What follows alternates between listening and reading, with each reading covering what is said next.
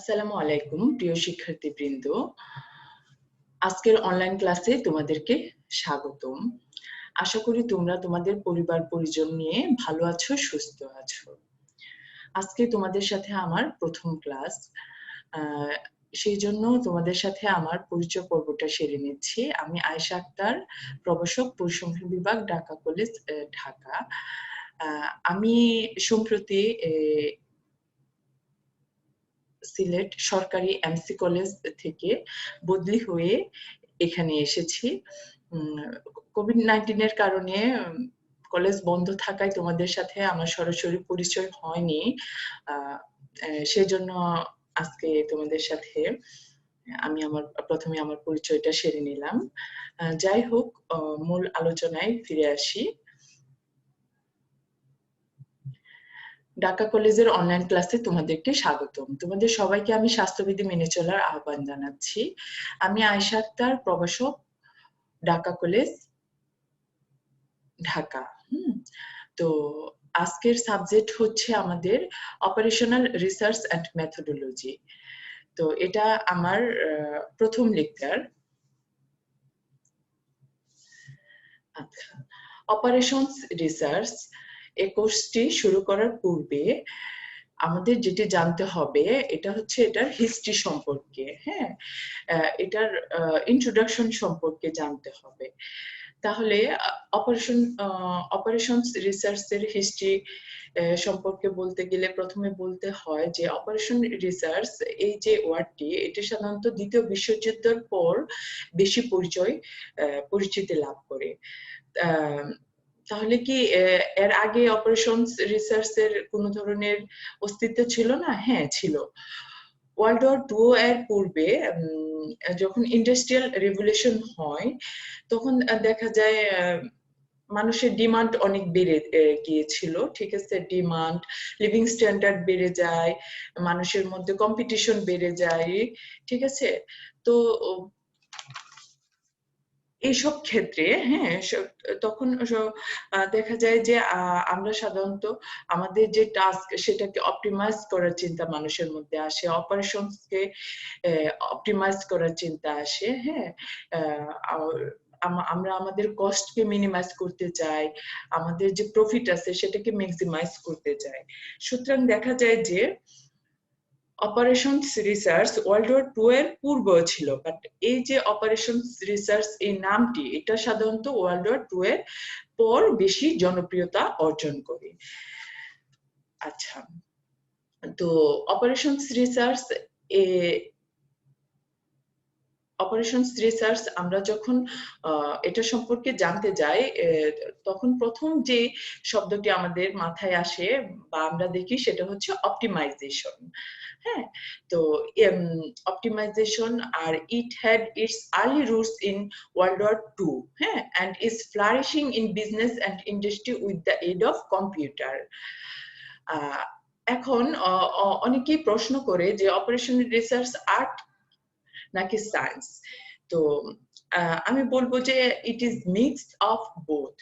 কারণ যখন আমরা অপারেশন রিসার্চের জার্নিটা শুরু করব তখন আমাদের প্রবলেমটা, হ্যাঁ, প্রবলেমটা ভালোভাবে বুঝতে হবে, হ্যাঁ, লিটারেচারে প্রবলেমটা ভালোভাবে বুঝতে হবে। প্রবলেমটা যখন আমরা ভালোভাবে বুঝবো তখনই এটার একটা ম্যাথমেটিক্যাল মডেল আমরা দাঁড় করাতে পারবো, ঠিক আছে? কাজেই বলা যায় এটা আর্ট, প্রথমে আর্ট পরে সায়েন্স, হ্যাঁ, কাজে এটা আর্ট এবং সায়েন্সের মিশ্রণই অপারেশনস রিসার্চ। তো আমরা যে অপারেশনস রিসার্চ এটা কোথায় ইউজ করব? সাধারণত এটার অ্যাপ্লিকেশনস গুলা কোথায় হয়? ফরকাস্টিং এর ক্ষেত্রে, প্রোডাকশন স্কেজুলিং এর ক্ষেত্রে, inventory control, capital budgeting and transportations ইত্যাদি প্রবলেমে আমরা সাধারণত অপারেশনস রিসার্চ ব্যবহার করে থাকি।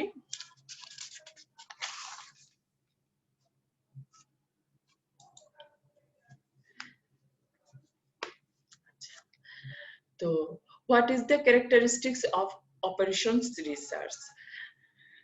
It has a very holistic approach. হ্যাঁ, এটা সাধারণত বলা যায় যে it has a system orientation. System orientation বলতে কি বোঝায়, যেমন আমরা যদি মানে এটা সব ধরনের ডিপার্টমেন্ট, যেমন যদি ম্যানেজমেন্টের ক্ষেত্রে, বিজনেস ম্যানেজমেন্টের ক্ষেত্রে চিন্তা করি, এটা সব ধরনের ডিপার্টমেন্ট যেমন এইচআর, ফিনান্স, মার্কেটিং, এগুলো সবগুলাকে একত্রিত করে। তো এই জন্য এটাকে বলা হয় system orientation. Makes use of interdisciplinary teams. Interdisciplinary teams বলতে বোঝায় এটা সব ধরনের ডিসিপ্লিন অর্থাৎ টিমকে প্রথমে একত্রিত করে তারপর ওই সলিউশনের উপরে তারা সবাই মিলে একসাথে কাজ করে। হ্যাঁ, তো apply scientific method to problem solving. Problem solve করার জন্য এটা সাধারণত একটা সায়েন্টিফিক মেথডের উপর কাজ করে। হ্যাঁ, একটা ম্যাথমেটিক্যাল মডেল দাঁড় করায়, ওই মডেলের উপর ভিত্তি করে সে প্রবলেম গুলা সলভ করে। আনকভার্স নিউ প্রবলেমস। আনকভার্স নিউ প্রবলেম বলতে বোঝায় যে এটা সবসময় নিত্য নতুন প্রবলেম গুলা আনকভার্স করে আমাদের সামনে। যেমন এক সময় দেখা যায় যে অনেক রিসোর্স ছিল যেগুলা মানে কি বলবো, যেগুলা ওয়েস্টেড ছিল, হ্যাঁ, আন্ডার ইউটিলাইজড ছিল। তো ওই মানে রিসোর্স গুলা অপটিমাম ব্যবহারের জন্য, হ্যাঁ, সাধারণত মানুষ চেষ্টা করে থাকে। তো দেখা যায় যে এটা সবসময় uncovers new problems. Improvement in quality of decision.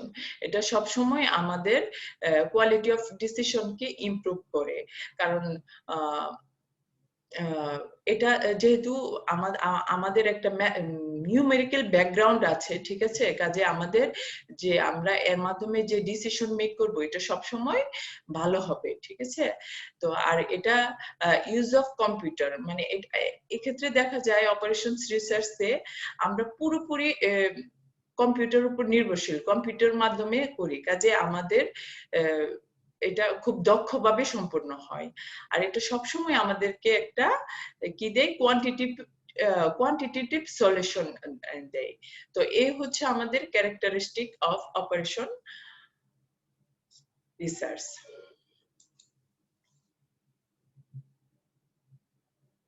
আচ্ছা,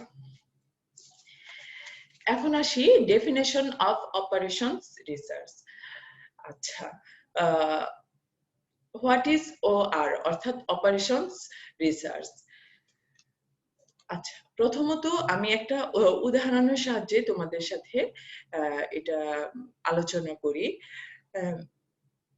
ইট টেকস আপ এ রিয়েল লাইফ প্রবলেম। হ্যাঁ, এটা সবসময় একটা রিয়েল লাইফ প্রবলেম নেই এবং এই রিয়েল লাইফ প্রবলেমটাকে তারপর ম্যাথমেটিক্যাল ফর্মে ফ্রেম করে, ঠিক আছে।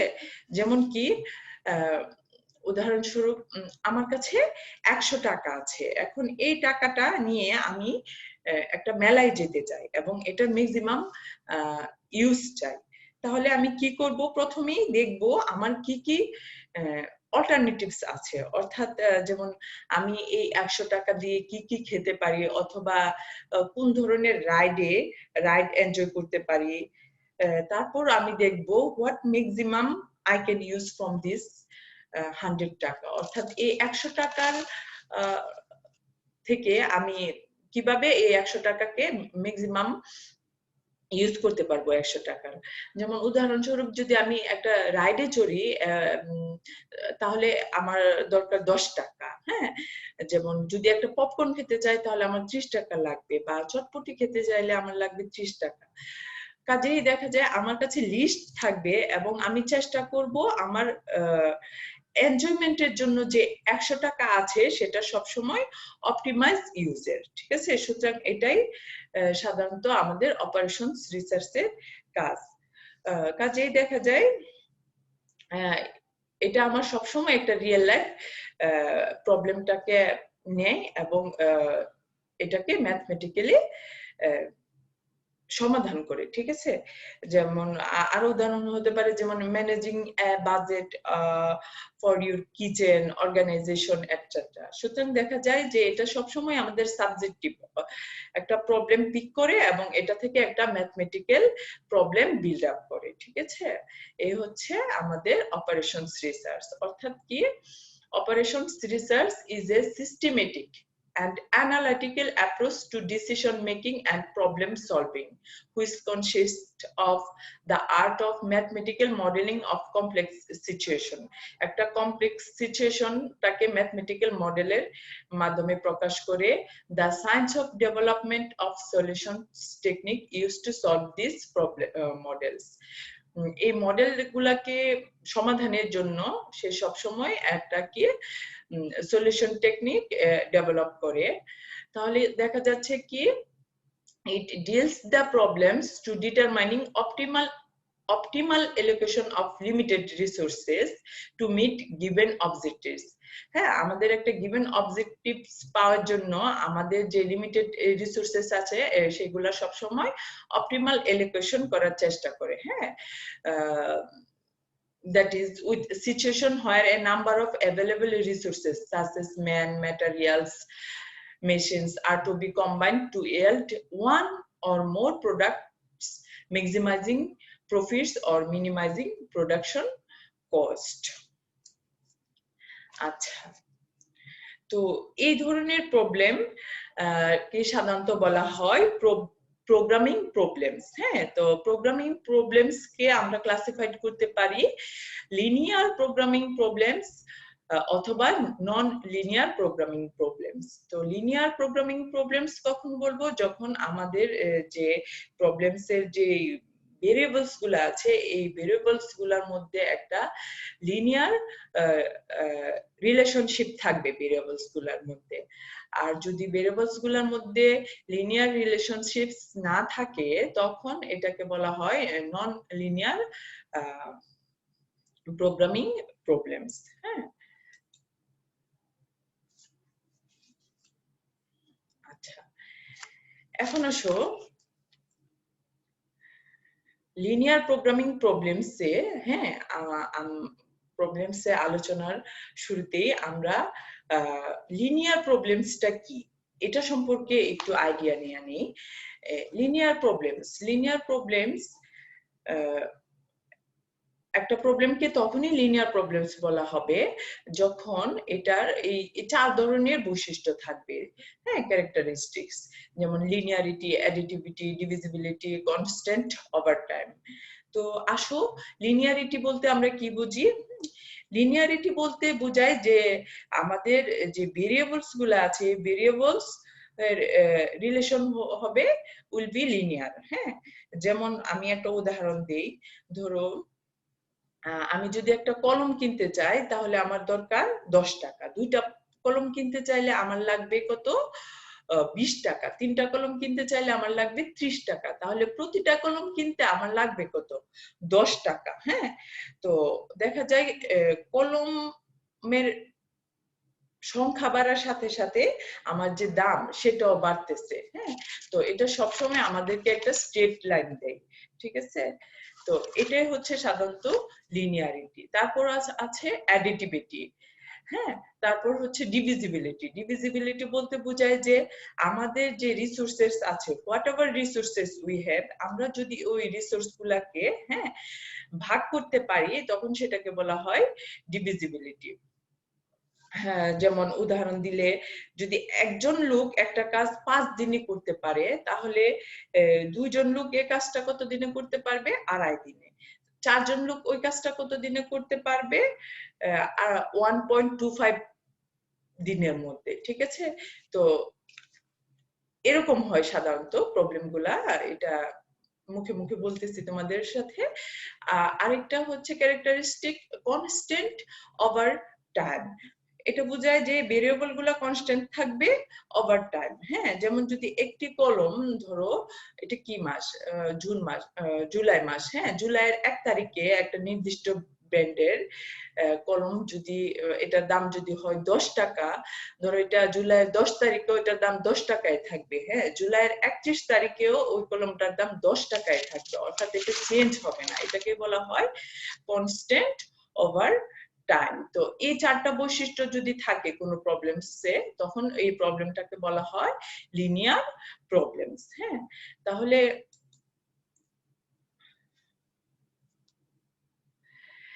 এখন এই ধরনের বৈশিষ্ট্য যদি কোনো প্রবলেম থাকে তাহলে আমরা এটা কিভাবে সলভ করব? হ্যাঁ, তখনই আমাদের লাগবে লিনিয়ার প্রোগ্রামিং প্রবলেমস। হ্যাঁ, লিনিয়ার প্রোগ্রামিং প্রবলেমস। তাহলে এই লিনিয়ার প্রোগ্রামিং প্রবলেমস করতে গেলে এটা দুই ধাপে সম্পন্ন হয়। প্রথমত কি, ফর্মুলেশন অফ এ প্রবলেম। হ্যাঁ, প্রথমত আমরা আমাদের প্রবলেমটাকে ফর্মুলেট করব, অর্থাৎ আমাদের যে প্রবলেম আছে এটাকে একটা ইকুয়েশনে দাঁড় করাবো। হ্যাঁ, ইকুয়েশনে দাঁড় করাবো, এটা হচ্ছে ফর্মুলেশন অফ এ প্রবলেম, মানে putting your problems into equation. তারপর কি, solution of A problem. Solution of A problem এটা হইতে পারে, আইদার হইতে পারে গ্রাফিক্যাল অথবা সিমপ্লেক্স মেথড। আমরা কখন গ্রাফিক্যাল করব আর কখন সিমপ্লেক্স মেথডে করব। গ্রাফিক্যাল মেথড যদি আমাদের প্রবলেমের কেবল দুটি ভেরিয়েবল থাকে, হ্যাঁ, তখন এটা আমরা এই গ্রাফিক্যাল মেথডের মাধ্যমে সলভ করব। আর দুইয়ের অধিক ভেরিয়েবলের ক্ষেত্রে আমাদের দরকার হয় সিমপ্লেক্স মেথড।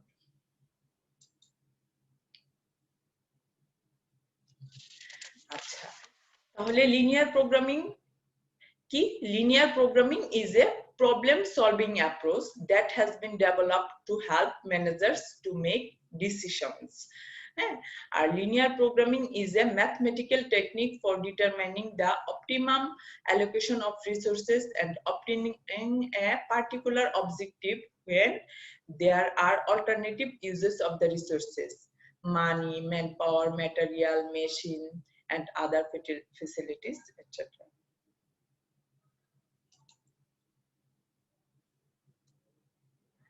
আচ্ছা, লিনিয়ার প্রোগ্রামিং প্রবলেমের নেচারটা কি হয়? হ্যাঁ, two of the most common are the product mix problem, the blending problem. হ্যাঁ, তো প্রোডাক্ট মিক্স প্রবলেম কি এখানে আমি লিখেছি, এগুলো আমরা যখন ডিটেইলস আলোচনায় আসব তখন আরো তোমরা ক্লিয়ার হবা। হ্যাঁ, in the product mix problem আমাদের থাকে কি, there are two or more products also called candidates অথবা activities competing for limited resources. The problem is to find out which products to include in production plan. কোন মানে products টা আমরা include করব এবং কি পরিমাণে ইনক্লুড করব, যাতে আমরা আমাদের প্রফিটকে ম্যাক্সিমাইজ করতে পারি, অথবা আমাদের শেয়ারকে, অথবা আমাদের সেলস রেভিনিউকে। এটা হচ্ছে প্রোডাক্ট মিক্স প্রবলেম। আর ব্লেন্ডিং প্রবলেমে কি হয়? Blending problem involves the determination of the best blend of available ingredients to form a certain quantity of a product under strict specification. অর্থাৎ এটা যে আমাদের যে ইনগ্রেডিয়েন্টস আছে এটাকে ব্লেন্ড করে এটা থেকে একটা বেস্ট রেজাল্ট নিতে চায় আর কি। The best blend means the least cost blend of the required inputs. আচ্ছা, লিনিয়ার প্রোগ্রামিং প্রবলেমে আমরা কিছু টার্মিনোলজি ইউজ করি, তো এগুলো সম্পর্কে একটু জেনে নেই। যেমন components of linear linear programming problem. So every LPP is composed of decision variable, objective function, constant. So decision variable কি, objective function কি, constant কি, এগুলো আমরা আলোচনায় আসবো পরবর্তীতে। আর optimization, linear programming attempts to either maximize or minimize the values of the objective function. আমাদের যে অবজেক্টিভ ফাংশন আছে এটার ভ্যালুকে সবসময় সে হয় ম্যাক্সিমাইজ অথবা মিনিমাইজ করার চেষ্টা করে। 3 নম্বরে আছে প্রফিট অফ কস্ট কোএফিসিয়েন্ট। হ্যাঁ, অবজেক্টিভ ফাংশনের যে অবজেক্টিভ ফাংশনের ভেরিয়েবলের যে কোএফিসিয়েন্ট গুলো আছে, হ্যাঁ, এটাকে সাধারণত প্রফিট অফ কস্ট কোএফিসিয়েন্ট বলে। অর্থাৎ the coefficients of the variable in the objective function express the rate at which the values of the objective function increase or decrease by including in the solution one unit of each of the decision variable. হ্যাঁ, decision ভেরিয়েবলের প্রতি একক পরিবর্তনের ফলে যে আমাদের objective function তা কি পরিমাণ বাড়ে অথবা কমে, তো এটা বোঝায় আর কি। আমরা যখন ম্যাথমেটিক্যাল প্রবলেম গুলো সলভ করব তখন এগুলো আরো ক্লিয়ার হয়ে যাবে। কনস্ট্রেন্টস, কনস্ট্যান্ট হচ্ছে the maximization অথবা minimization is performed subject to a set of constant। হ্যাঁ, আমরা যে অবজেক্টিভ ফাংশনটাকে ম্যাক্সিমাইজ করব অথবা মিনিমাইজেশন করব এটা হয় subject to a set of constant। Therefore LP can be defined as a constant optimization problem। তাহলে এই যে they reflect the limitations of the resources। আমাদের যে রিসোর্স আছে এই রিসোর্সের লিমিটেশনকে রিফ্লেক্ট করে। Input output coefficients. Input output coefficients কি? The coefficients of constants variables are called input output coefficients। আমরা যখন কনস্ট্যান্টস গুলা বের করব এই কনস্ট্যান্টস এর যে কনস্ট্যান্ট ভেরিয়েবলের যে কোএফিসিয়েন্ট আছে সেটাকে বলা হয় input output coefficient। They appear on the left side of the constraints। Capacities কি? The capacities or availability of the various resources are given on the right side of the constraints। আমরা যখন constants গুলো বের করব এই কনস্ট্যান্টের right সাইডে যে coefficient আছে অংশটা আছে সেটাকে বলা হয় ক্যাপাসিটিস।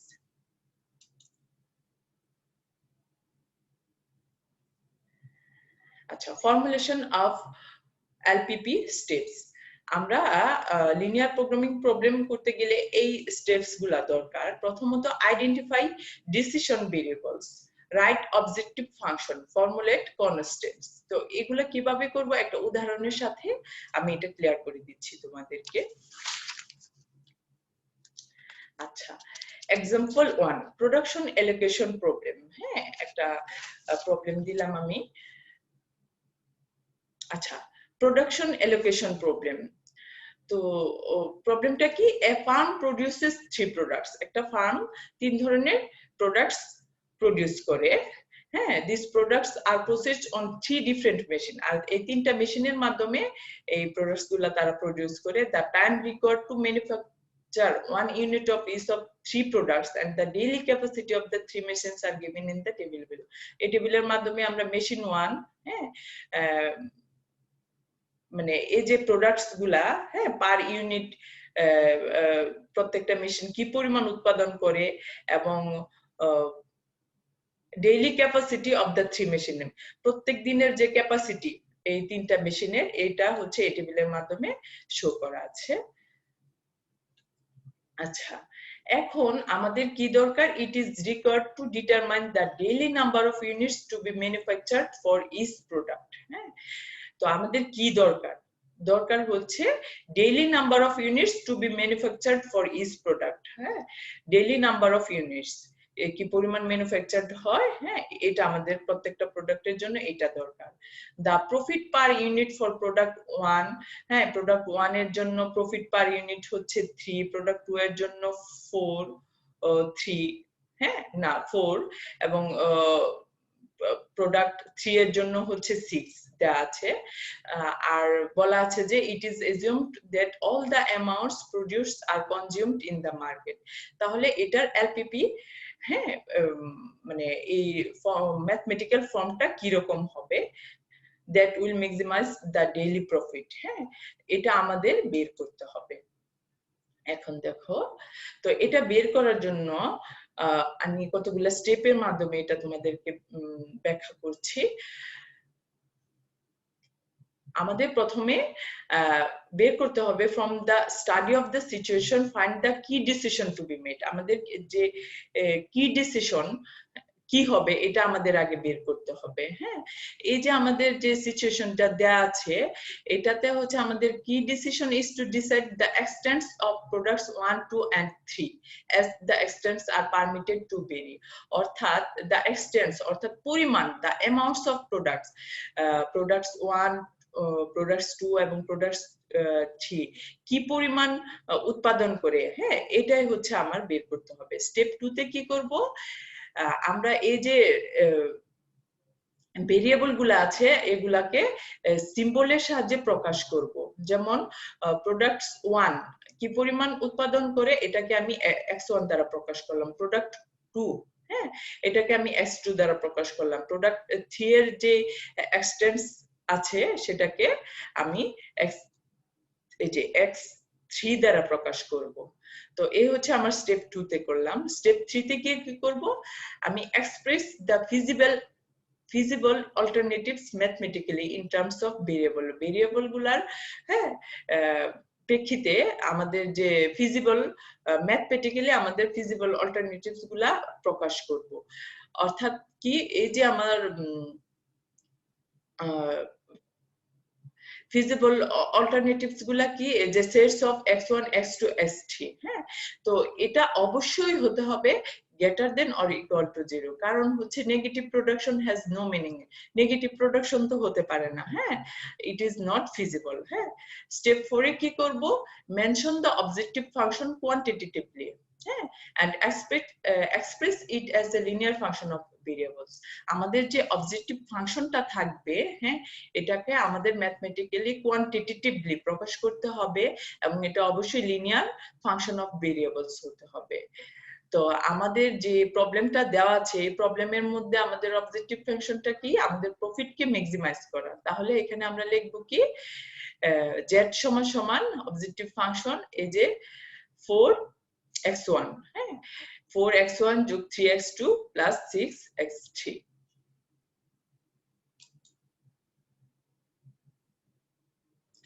স্টেপ 5 এ যে আমরা কি করব, put into words that influencing factors or constant, অর্থাৎ এই যে আমাদের কনস্ট্যান্টস, এটা আমাদের লিখতে হবে, কনস্ট্যান্টস গুলা লিখতে হবে।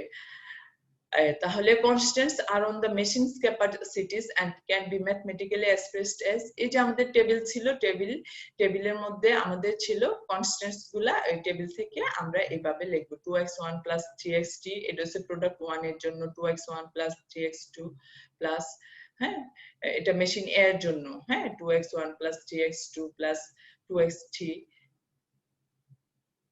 Less than or equal two 440। তো তোমরা টেবিল থেকে মিলিয়ে দেখবা।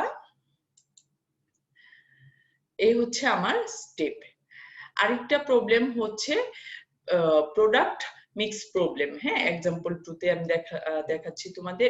ফ্যাক্টরি ম্যানুফ্যাকচার টু প্রোডাক্টস, অর্থাৎ একটা ফ্যাক্টরি দুইটা প্রোডাক্টস প্রডিউস করে, প্রোডাক্ট এ, প্রোডাক্ট বি, হ্যাঁ, টু ম্যানুফ্যাকচার 1 ইউনিট অফ এ, হ্যাঁ, এই যে 1 ইউনিট অফ এ প্রডিউস করতে মেশিন এর সময় লাগে হচ্ছে তোমার 1.5, এবং লেবার দরকার হয় পার আওয়ার্স কত, 2.5 labor hours are required.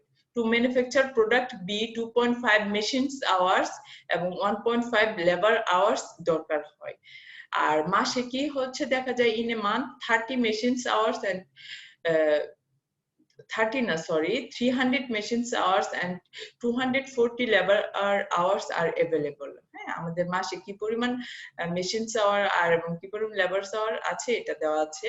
তো profit per unit for A is, এখানে দেওয়া আছে rupee 50, and for B is rupee 40। তাহলে এটার এলপিপি ফর্মুলেট করতে বলেছে।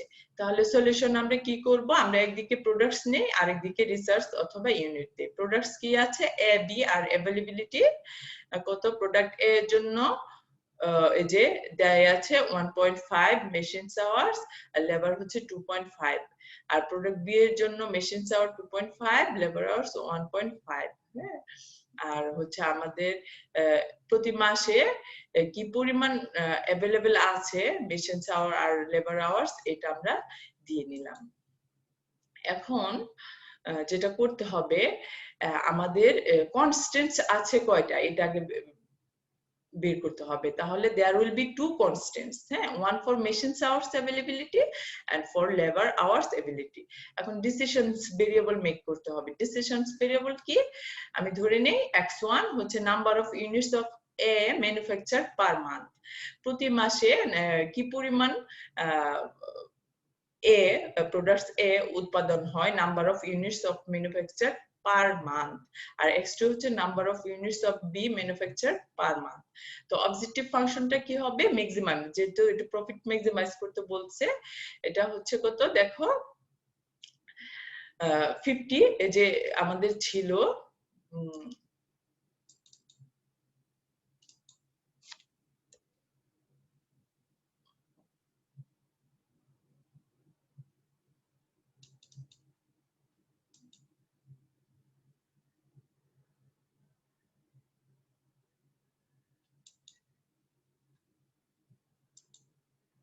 আচ্ছা,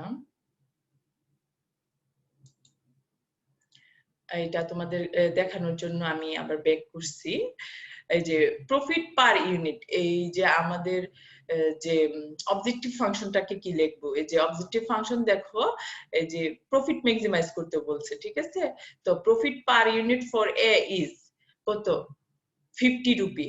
তাহলে 50 এক্স প্লাস 40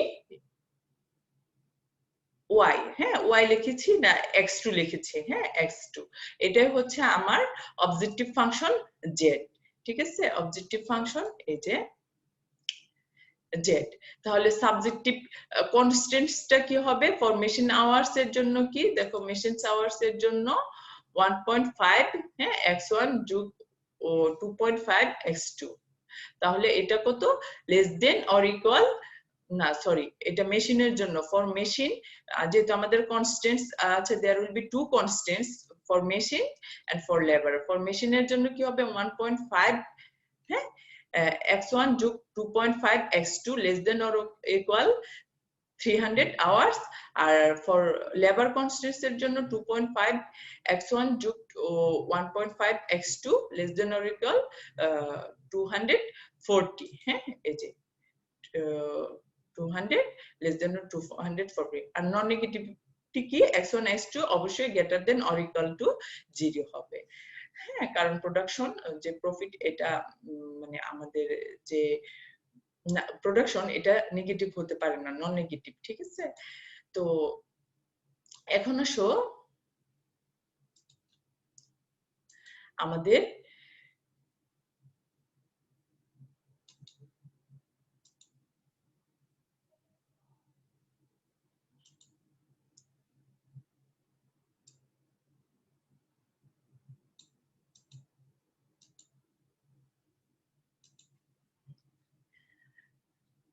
এলপিপিপি মেরিটস গুলা কি কি, হ্যাঁ তো helps management to make efficient use of resources। আমাদের যে রিসোর্সেস আছে এগুলার এফিসিয়েন্ট ইউজ করার জন্য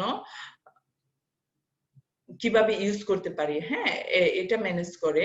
provides quality in decision making, provides quality in decision making, excellent tools for adjusting to meet changing demands, fast determination of the solution if a computer is used। আমরা computer use করি তাহলে আমাদের খুব তাড়াতাড়ি আমরা সলিউশনে চলে আসতে পারি। provides a natural sensitivity analysis, or find solution to problems with a very large or infinite number of possible solution। তো এগুলো হচ্ছে আমার এলপিপি এর মেরিটস। তাহলে এটার কিছু ডিমেরিটসও আছে। Existence of non linear equation, হ্যাঁ আমাদের এলপিপি করতে গেলে আমার যে প্রাইমারি রিকোয়ারমেন্টটা যেটা, সেটা হচ্ছে আমার যে ভেরিয়েবল গুলোর মধ্যে যে রিলেশনশিপ, সেটা সবসময় হতে লিনিয়ার হতে হয়। কিন্তু দেখা যায় practically linear relationship do not exist in all cases, সবসময় এটা পাওয়া যায় না।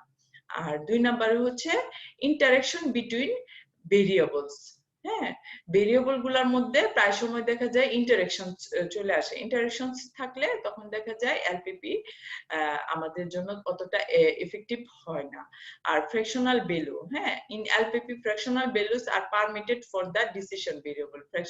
এলপিপি তে কি হয়, সাধারণত ফ্র্যাকশনাল ভ্যালু ডিসিশন মেকিং এ চলে আসে, এটা একটা সমস্যা। Knowledge of coefficients of the equation, হ্যাঁ এখানে কি লেখছে দেখো, it may not be possible to state all coefficients in the objective function and constants with certainty. আমাদের সব সময় অবজেক্টিভ ফাংশন আর কনস্ট্যান্ট গুলার যে কোএফিসিয়েন্ট গুলো আছে, এটাকে আমরা সব সময় আমরা সঠিকভাবে লিখতে পারি না, হ্যাঁ তো এই হচ্ছে আমাদের ডিমেরিটস অফ এলপিপি, ঠিক আছে? তো অপারেশনস রিসার্চ এই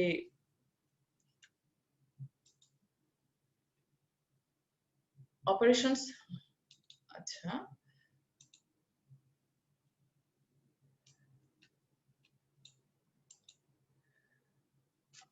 অপারেশনাল রিসার্চ এন্ড মেথোডোলজি, এই কোর্সটি আমি তোমাদের সাথে এই কোর্সটি আমি তোমাদের সাথে নিব, ঠিক আছে? এই কোর্সটি তোমাদের পড়াবো। তো এই কোর্সটি পড়ানোর জন্য এটা ছিল আমার প্রথম লেকচার, এবং এটা হচ্ছে এই কোর্সে আসার প্রাথমিক আলোচনাটা। হ্যাঁ, পরবর্তীতে আমরা প্রতিটি, যেমন এলপিপি যে প্রবলেম ফর্মুলেশন করব, গ্রাফিক্যাল মেথড, সিমপ্লেক্স মেথড, এগুলো প্রতিটি আমরা আবার ডিটেলস আলোচনায় আসব। তাহলে আশা করি আজকের আলোচনাটা তোমাদের জন্য তোমাদের পড়ার ক্ষেত্রে সহায়ক হবে। তোমরা নিশ্চয়ই তোমাদের যে বই বা তোমাদের যে রেফারেন্স বুক তোমরা পড়বা, অথবা তোমরা যাই থাকে তোমাদের কাছে বই অথবা শীট, ঠিক আছে? তো আমার আলোচনার সাথে মিলিয়ে পড়লে তোমাদের জন্য উপকারী হবে আশা করি, ঠিক আছে? তোমাদের সবাইকে অনেক ধন্যবাদ। তোমরা সবাই ভালো থাকবা, স্বাস্থ্যবিধি মেনে চলবা, সেই কামনায় আজকে আমার আলোচনা এখানেই শেষ করছি। সবাই ভালো থেকো, সুস্থ থেকো।